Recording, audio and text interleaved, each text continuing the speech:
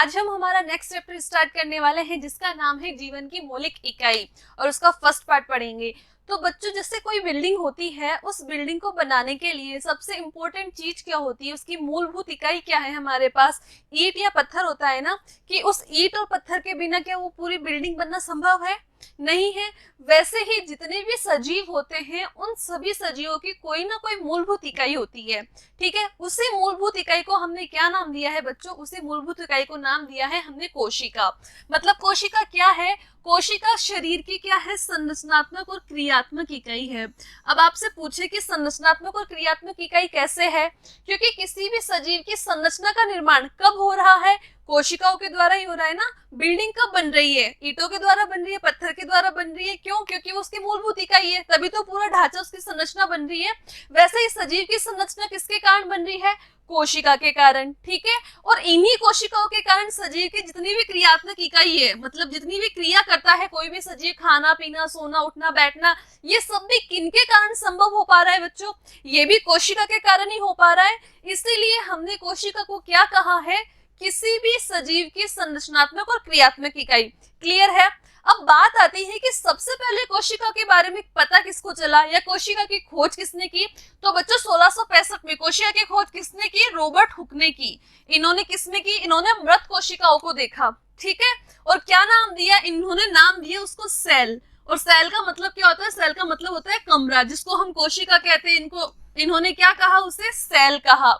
तो ये तो हमें समझ में आ गया कि सबसे पहले कोशिका की खोज किसने की? रॉबर्ट हुक ने की।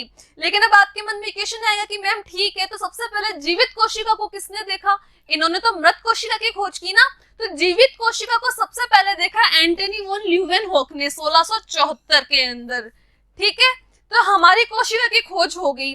अब जब कोशिका की खोज हुई तो खोज पता कैसे चला कि कोशिका है? तो वैज्ञानिकों ने क्या किया? सूक्ष्मदर्शी के द्वारा इस कोशिकाओं को हम देख सकते हैं। ठीक है, इसमें क्या होता है, ये जो प्लेट है ना, यहाँ पे जिस भी चीज को हमें देखना होता है उसकी स्लाइड बना के यहाँ रखते हैं और इसमें लेंस लगे होते हैं और हम यहाँ से उसको देख सकते हैं आसानी से। ठीक है, तो सूक्ष्मदर्शी के द्वारा उन्होंने क्या ली? एक प्याज की झिल्ली ली। ठीक है, बहुत पतली झिल्ली, और उस झिल्ली को एकदम पतला काटा, उस सूक्ष्मदर्शी के अंदर देखा तो उन्हें कुछ इस तरीके की संरचनाएं दिखी इसके अंदर। ठीक है, ये संरचना है। इसमें बीच में आपको जो ब्लैक ब्लैक भी दिखा होगा, ये संरचना ही क्या है? इन्हीं को उन्होंने कोशिका नाम दिया, सेल नाम दिया। सेल का मतलब क्या होता है? कमरा। ठीक है ना, तो अगर आपको दिख रहा है तो इसके अंदर आपको इस तरीके की संरचना दिख रही है, जिसके अंदर बीच में भी कुछ है। इन्हीं को नाम क्या दिया गया है? कोशिका। अब जो ये चारों तरफ है, ये तो होती है किसी भी कोशिका की कोशिका झिल्ली, और जो बीच में आपको ये दिख रहा है ना बच्चों, ये होता है किसी भी कोशिका का केंद्रक। क्या? केंद्रक। ठीक है, तो केंद्रक की खोज सबसे पहले किसने की? केंद्रक की खोज की रॉबर्ट ब्राउन ने। हमें ये पता होना चाहिए कि सबसे पहले कोशिका की खोज किसने की, सबसे पहले जीवित कोशिका को किसने देखा, और सबसे पहले केंद्रक की खोज किसने की। ये सारी बातें हमारी क्लियर हो गई है। आगे हम बात करते हैं बच्चों की जो कोशिका है उसकी संख्या के अनुसार सजीव कितने प्रकार के होते हैं। तो देखो बच्चों को, जो कोशिका है, कोशिकाओं के अंदर इतनी कैपेसिटी है, इतनी क्षमता है कि वो कोई भी कार्य कर सके। कुछ कोशिकाएं तो ऐसी होती है कि पूरे सजीव के अंदर वो एक ही कोशिका होती है और पूरे सजीव के सभी कार्यों का नियमन एक ही कोशिका करती है। इस प्रकार के जो सजीव होते हैं उन्हें हम क्या कहते हैं बच्चों? उन्हें हम एक कोशिकीय सजीव कहते हैं। अब आप सोचोगे कि मैम एक ही कोशिका सारे काम कर लेती है? हाँ जी बिल्कुल, इनके अंदर एक ही कोशिका सारे काम कर लेती है। जैसे अपने हैं अमीबा, युग्लिना, पैरामीशियम, ये सब क्या है? ये सब है अपने एक कोशिकीय सजीव। अब हम बात करें कि ऐसे सजीव जिनके अंदर एक से अधिक कोशिकाएं पाई जाती है, मतलब बहुत सारी कोशिकाएं पाई जा सकती है, 2, 10, 1000, 1 लाख, कितनी भी। ठीक है, तो जितने भी जो सजीव होते हैं जो बहुकोशिकीय होते हैं, उनके अंदर क्या होता है? उनके अंदर जो कोशिकाएं होती है, हर कोशिका का एक अलग काम होता है। खाने के लिए अलग कोशिका काम करेगी, चलने के लिए अलग, सोचने के लिए अलग, महसूस कराने के लिए अलग। हर कोशिका का कार्य अलग अलग होता है। कुछ कोशिकाएं वृद्धि करती है, ठीक है, कुछ कोशिकाएं अलग काम करेगी। तो हर कोशिकाएं अलग अलग काम कर रही है, उनके अंदर अपने श्रम का विभाजन है, कार्यों का विभाजन है, और उसके बाद उस पूरे सजीव का निर्माण हो रहा है। ऐसे सजीवों को हम क्या कह रहे हैं बच्चों? ऐसे सजीवों को हम कह रहे हैं बहुकोशिकीय। हमारे अंदर कितनी कोशिकाएं हैं? हमारे अंदर क्या एक कोशिका है? बिल्कुल नहीं, आपके अंदर बहुत सारी कोशिकाएं, इसलिए हम क्या हैं, हम बहुकोशिकीय हैं। जैसे मानव है, पेड़ है, जानवर है, ठीक है। अब आपको जो डायग्राम दिख रहा है ना बच्चों, ये अलग अलग प्रकार की कोशिकाएं हमारे अंदर। जैसे आपको ये वाला डायग्राम दिख रहा है, ये हमारे है आरबीसी, जो अपने रक्त में पाई जाती है ना, लाल रुधिर कणिकाएं। ये आपको जो डायग्राम दिख रहा है ना इस तरीके का, ये है स्पर्म, शुक्राणु। ये वाला जो डायग्राम दिख रहे हैं, ये है अपनी तंत्रिका कोशिका है, जिसके द्वारा हमें कोई भी चीज महसूस होती है। ये है आपकी तंत्रिका कोशिका। ये है आपकी श्वेत रक्त कणिका है, WBC, ठीक है। ये है आपकी एपिथेलियम कोशिका है। ये आपकी है चिकनी पेशीय कोशिकाएं। तो ये अलग अलग प्रकार की कोशिकाएं हैं। ये सारी कोशिकाएं मिलकर के हमारा निर्माण कर रही है, हमारा शरीर का निर्माण कर रही है, ठीक है बच्चों। आगे हम बढ़ते हैं कि जो कोशिका है, जो भी कोशिका है, उस कोशिका के अंदर क्या क्या होता है, या उस कोशिका के निर्माण में क्या क्या चीजें होती है। तो किसी भी कोशिका के अंदर जो उसका संगठन होता है, उसमें महत्वपूर्ण 3 चीजें हैं बच्चों। पहली तो है प्लाज्मा झिल्ली, मतलब कोशिका झिल्ली, दूसरा है केंद्रक, और तीसरा है कोशिका द्रव्य, ठीक है। हम रफली अगर समझे तो जैसे ये वाली जो कोशिका है, हमने ये कोशिका ली, इसके जो बाहरी जो झिल्ली है, इसी झिल्ली को बच्चों हम प्लाज्मा झिल्ली कहते हैं, या आप इसको कोशिका झिल्ली भी बोल सकते हो। इसके मध्य के अंदर क्या होगा, इस तरीके की एक संरचना होगी, इसे हम क्या कहते हैं बच्चों, इसे हम कहते हैं केंद्रक। क्या कहेंगे, केंद्रक। और केंद्रक और कोशिका झिल्ली के मध्य में क्या होता है, कुछ विशेष प्रकार का द्रव्य भरा हुआ होता है। यह द्रव्य क्या कहलाता है बच्चों, कोशिका द्रव्य। तो ये मूलभूत संरचना है, ये तीनों चीजें लगभग हर कोशिका में पाई जाती है, कोशिका झिल्ली, कोशिका द्रव्य और केंद्रक। अब हम डिटेल में पढ़ते हैं। सबसे पहले हम बात करते हैं बच्चों प्लाज्मा झिल्ली की, ठीक है। तो प्लाज्मा झिल्ली क्या है, ये वाली जो झिल्ली है, जो कोशिका की सबसे बाहरी वाली झिल्ली, ये इसको हम कहते हैं वर्णात्मक पारगम्य झिल्ली। क्या कहते हैं, वर्णात्मक पारगम्य झिल्ली। क्यों, क्योंकि ये झिल्ली क्या करती है, इसके अंदर कुछ विशेष प्रकार के रिक्त स्थान पाए जाते हैं इस झिल्ली के अंदर। इस तरीके से ये रिक्त स्थान क्या करते हैं, कोशिका को जो भी आवश्यक चीज होती है या आवश्यक पदार्थ होते हैं, उनको तो अंदर आने देते हैं, और जो कोशिका के अंदर हानिकारक पदार्थ है या जिन पदार्थों की कोशिका को आवश्यकता नहीं है, उन पदार्थों को ये कोशिका क्या है, बाहर निकाल देती है। जैसे हमारे शरीर को ऑक्सीजन चाहिए होती है, और कोशिका के अंदर जो CO2 का निर्माण हो जाता है, वो CO2 उसको बाहर निकालनी होती है। तो इन्हीं के द्वारा क्या करेगी, कोशिका ऑक्सीजन को अंदर ले लेगी और CO2 को बाहर निकाल देगी। तो कोशिका को जो चाहिए वो रखेगी, और जो नहीं चाहिए उसको बाहर निकालेगी। किसके द्वारा, कोशिका झिल्ली के द्वारा या प्लाज्मा झिल्ली के द्वारा। और ये जिसको जो चाहिए चुन के ले रही है ना, तो इसीलिए इसको हमने क्या कहा है, वर्णात्मक पारगम्य झिल्ली। ये बात क्लियर हो गई। कोशिका की जो झिल्ली होती है वो कैसी होती है, वर्णात्मक पारगम्य झिल्ली। और ये कोशिका झिल्ली क्या करती है, उस कोशिका को पर्यावरण से अलग करती है। सपोज करो अगर ये झिल्ली नहीं हो, ये वाली जो झिल्ली है, ये केंद्रक है, ये झिल्ली नहीं हो तो पता कैसे चलेगा, यहाँ पे दूसरी कोशिका आ गई। ये झिल्ली नहीं हो तो ये केंद्रक, ये केंद्रक, पता चल रहा है कि कोशिका कहाँ से कहाँ पे है, नहीं पता चल रहा ना। तो प्लाज्मा झिल्ली क्या कर रही है, इस कोशिका को पर्यावरण से अलग कर रही है। और ये बनी हुई किसकी होती है, ये बनी होती है लिपिड और प्रोटीन की। कोशिका झिल्ली किससे मिलकर बनी होती है, लिपिड और प्रोटीन की। अब हमने अभी पढ़ा था कि ये O2CO2 को विसरण की क्रिया के द्वारा अंदर आने देती है और बाहर जाने देती है। अब जो प्लाज्मा झिल्ली है, प्लाज्मा झिल्ली जो एक कोशिकीय जीव होते हैं, उन जीवों में क्या करती है, उन जीवों में ये भोजन ग्रहण करती है। किनके अंदर, एक कोशिकीय जीवों में। अब आपको मालूम है जो एक कोशिकीय जीव है, उनके अंदर तो एक ही कोशिका होगी, तो वो भोजन कैसे करेंगे, वो करेंगे एंडोसाइटोसिस क्रिया के द्वारा। एंडोसाइटोसिस, एंडोसाइटोसिस क्रिया के द्वारा भोजन ग्रहण करेंगे। कैसे, जैसे माना कि ये अमीबा है, ठीक है।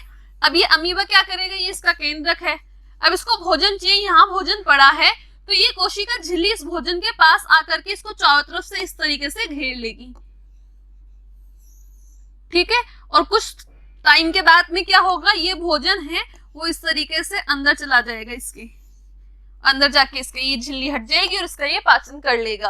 तो इस तरीके की क्रिया जो होती है एंडोसाइटोसिस की, एक कोशिका के अंदर भोजन ग्रहण की, किसके द्वारा होती है बच्चों, प्लाज्मा झिल्ली के द्वारा होती है। क्लियर है। अब हम बात करते हैं क्या होगा जब एक कोशिका को हम पानी, शक्कर या नमक में रखें। अब हमें ये तो समझ में आ गया कि कोशिका झिल्ली होती क्या है। कोशिका झिल्ली के अंदर विसरण की क्रिया होती है, उसके द्वारा O2 CO2 का आदान प्रदान होता है उच्च सांद्रता से निम्न सांद्रता की ओर। ठीक है, अब बात आती है कि अगर हम किसी भी कोशिका को नमक के विलयन में रख दें या शक्कर के विलयन में रख दें या पानी के अंदर रख दें तो होगा क्या। ठीक है, हम बात करते हैं बच्चों किशमिश की। किशमिश सब देखी है और हम सबने खाई भी है। अगर आप उसको पानी के अंदर रखोगे तो क्या होगा, वो फूलेगी क्या? फूलती है ना, क्यों फूल जाती है? एक अंगूर लेना, आप उस अंगूर को चीनी का विलयन बनाना और उसके अंदर रखना, क्या होगा वो उस अंगूर का, वो फूलेगा कि पिचक जाएगा? ठीक है, तो ये सब हम समझने की कोशिश करते हैं। सबसे पहले हम बात करते हैं कि एक कोशिका ली है हमने और उस कोशिका को हमने एक विलयन में रखा है। कैसे विलयन में? जहां पे पानी तो क्या है, पानी तो है ज्यादा, ठीक है, और उसके अंदर शक्कर या जो नमक है वो क्या है, वो है कम। ठीक है, इसके अंदर क्या है, पानी तो है ज्यादा और नमक शक्कर क्या है, कम। अब यहाँ पानी ज्यादा है बच्चों और इस कोशिका के अंदर पानी क्या होगा, इसकी तुलना में कम होगा ना। अरे होगा कि नहीं? तो यहाँ ज्यादा है यहाँ कम है, तो विसरण में हमने क्या पढ़ा था, लास्ट चैप्टर में भी हम पढ़े थे कि हमेशा उच्च सांद्रता से निम्न सांद्रता की ओर गमन होता है। तो यहाँ ज्यादा है तो ये पानी कोशिका के अंदर जाएगा कि नहीं, और ये कोशिका क्या हो जाएगी, फूल जाएगी। ठीक है, तो ज्यादा पानी था बाहर की तरफ, तो कोशिका ने क्या ले लिया, अंदर की तरफ ले लिया। तो इसको क्या करेंगे हम, इस क्रिया को कहते हैं बच्चों परासरण। परासरण के द्वारा कोशिका के अंदर चला गया पानी और कोशिका फूल गई। तो ये किस प्रकार का विलयन है, ये है बच्चों अपने अल्प परासरण दाबी विलयन। ठीक है, पहली बात। दूसरी बात, हमने इस कोशिका को ऐसी जगह रखा है या ऐसे विलयन में रखा है जिसके अंदर जल कितना है, जितना उस कोशिका के अंदर जल है उतनी ही सांद्रता बाहर है जल की। तो क्या होगा, जितना जल इसके अंदर जाएगा उतना ही जल इस कोशिका के बाहर आएगा। ठीक है, तो जितना अंदर जा रहा है उतना ही बाहर आ जाएगा। तो क्या कोशिका फूलेगी क्या? नहीं ना। क्या कोशिका सिकुड़ेगी? बिल्कुल भी नहीं। तो इस प्रकार का जो विलयन है बच्चों उसे हम कहते हैं समपरासरी विलयन। क्या कहेंगे, समपरासरी विलयन। अब आपसे एग्जामिनर इस तरीके से पूछ सकता है कि हमने एक कोशिका ली है और उसे समपरासरी विलयन में रखा है तो क्या होगा, क्या कोशिका फूलेगी, क्या कोशिका सिकुड़ेगी, या उसमें कोई परिवर्तन नहीं होगा? तो आप क्या बोलोगे, उसमें कोई परिवर्तन नहीं होगा। क्यों नहीं होगा? क्योंकि जितना जल उस कोशिका के अंदर जा रहा है उतना ही जल उस कोशिका से बाहर आ रहा है। क्लियर है। अब हम बात करते हैं कि हमने इस कोशिका को ऐसे विलयन के अंदर रखा है जिसके अंदर क्या है, कोशिका के अंदर तो क्या है, सांद्रता अधिक है। ठीक है, और कोशिका के बाहर क्या है, जल की सांद्रता कम है। तो क्या होगा, अधिक कहाँ है, अधिक कोशिका में है, कम कहाँ है, बाहर है। तो इस कोशिका के अंदर से जल कहाँ आ जाएगा बच्चों, बाहर की तरफ आ जाएगा। और उस कोशिका में से जल बाहर की तरफ आ जाएगा तो कोशिका सिकुड़ेगी कि नहीं सिकुड़ेगी बच्चों, सिकुड़ेगी ना। तो इस प्रकार का जो विलयन है इसे कहते हैं बच्चों हम अति परासरण दाबी विलयन। क्या कहेंगे, अति परासरण दाबी विलयन।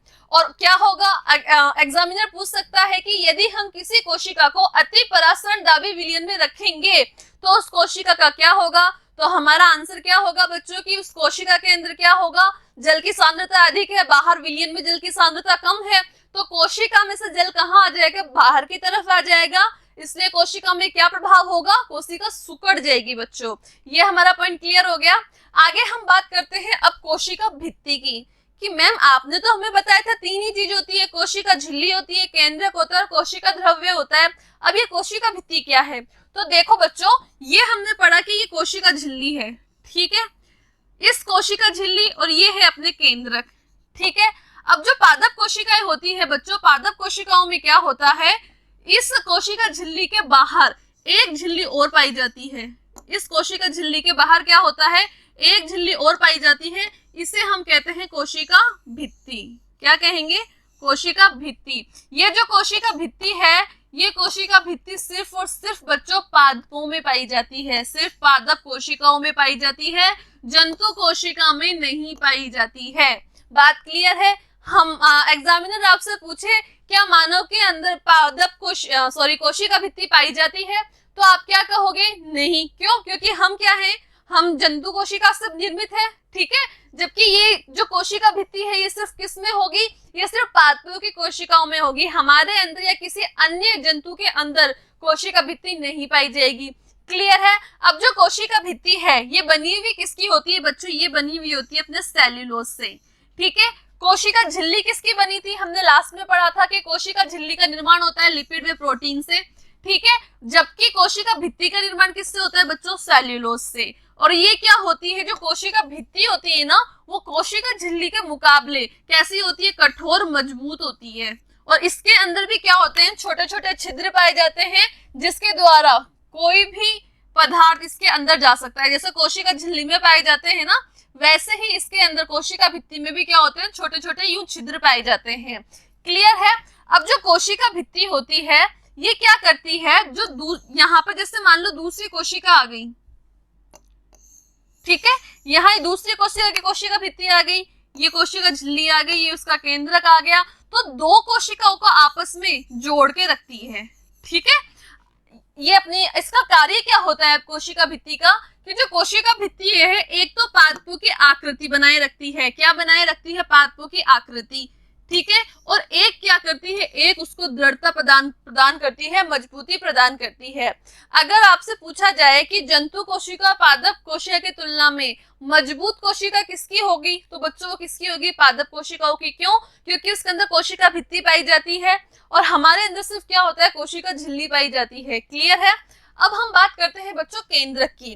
अभी हमने पढ़ा कि ये क्या है, ये कोई भी कोशिका झिल्ली है और इस कोशिका झिल्ली के अंदर क्या होता है बच्चों, केंद्रक होता है, और यहाँ चारों तरफ जो द्रव्य भरा हुआ होता है उसे हम कहते हैं कोशिका द्रव्य। इस केंद्र की खोज किसने की थी, ये हम सबसे पहले स्टार्टिंग में पढ़ चुके हैं, आप याद करने की कोशिश करो। अब है कि जो केंद्रक है, इस केंद्रक का काम क्या होता है बच्चों, तो इस कोशिका के जितने भी कार्य संपन्न हो रहे हैं उन सबका नियंत्रण केंद्र कौन है बच्चों, ये केंद्रक है। इसी केंद्रक के द्वारा क्या है, उस कोशिका के सभी कार्य संपन्न हो पाएंगे, ठीक है। तो कोशिका की सभी क्रियाओं पर नियमन कौन रखता है बच्चों, केंद्रक रखता है, ठीक है। अब जो यूकेरियोटिक जो कोशिकाएं होती है उनके अंदर सुविकसित केंद्रक होता है, मतलब स्पष्ट केंद्रक होता है। अब ये यूकेरियोटिक कोशिकाएं क्या होती है हम अभी आगे पढ़ेंगे, जबकि जो प्रोकैरियोटिक कोशिकाएं हैं, प्रोकैरियोटिक कोशिकाओं में बच्चों अस्पष्ट केंद्रक होता है। स्पष्ट केंद्रक किसमें होगा, यूकेरियोटिक में, और प्रोकैरियोटिक में क्या होगा, अस्पष्ट। अब जो केंद्रक है ना बच्चों, हम सिर्फ केंद्रक की बात करें तो केंद्रक दोहरे झिल्ली युक्त कोशिकांग है। ये पूरी कोशिका है और ये इसका केंद्रक है। तो कोशिका झिल्ली तो सिंगल है ना, लेकिन ये कैसा है, ये दोहरी झिल्ली युक्त कोशिकांग है।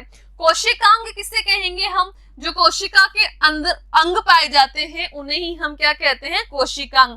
केंद्रक झिल्ली के अंदर क्या होते हैं, छोटे छोटे छिद्र होते हैं, इन छिद्रों के द्वारा ही कोई भी पदार्थ उस केंद्रक के अंदर जा सकता है, उस केंद्रक से बाहर आ सकता है।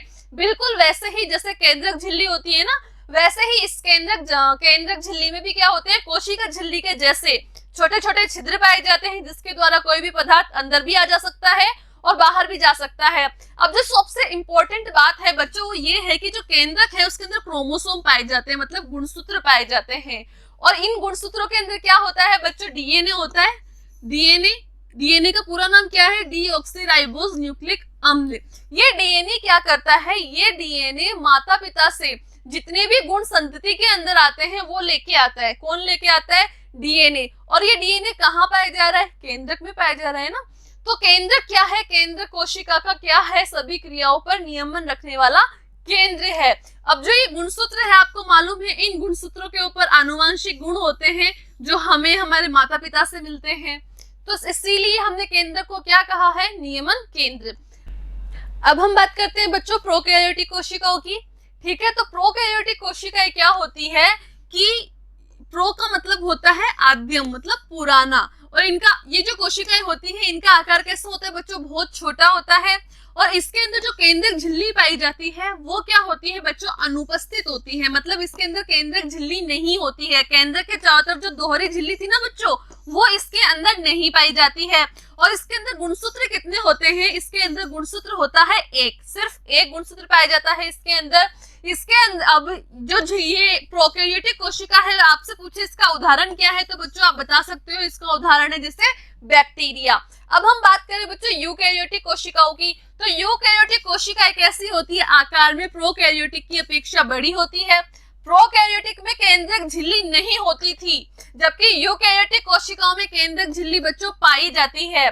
प्रोकैरियोटिक में गुणसूत्र केवल एक होता था, जबकि यूकैरियोटिक में गुणसूत्र एक से अधिक हो सकते हैं, और इसके अंदर जो झिल्ली युक्त कोशिकांग है वो पाए जाते हैं, जबकि प्रोकैरियोटिक में झिल्ली युक्त कोशिकांग नहीं पाए जाते थे। बच्चों आपसे पूछे यूकैरियोटिक का एग्जाम्पल बताओ, तो अमीबा है, मानव है, पौधे है, जंतु है, ये सारे के सारे किसके उदाहरण है बच्चों?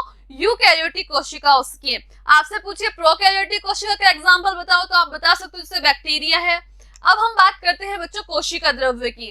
कोशिका झिल्ली और केंद्रक, ये दो इंपॉर्टेंट पार्ट हम पढ़ चुके हैं।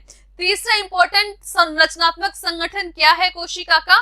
कोशिका द्रव्य। तो केंद्रक और कोशिका झिल्ली के मध्य, ये कोशिका झिल्ली है और ये केंद्रक है, इसके मध्य के अंदर जो भी द्रव्य या तरल पदार्थ भरा हुआ होगा वही बच्चों कोशिका द्रव्य कहलाता है। बात समझ में आई क्या? कि कोशिका में पाया जाने वाला तरल पदार्थ जिसमें कोशिकांग पाए जाते हैं उसे ही हम क्या कहते हैं? कोशिका द्रव्य।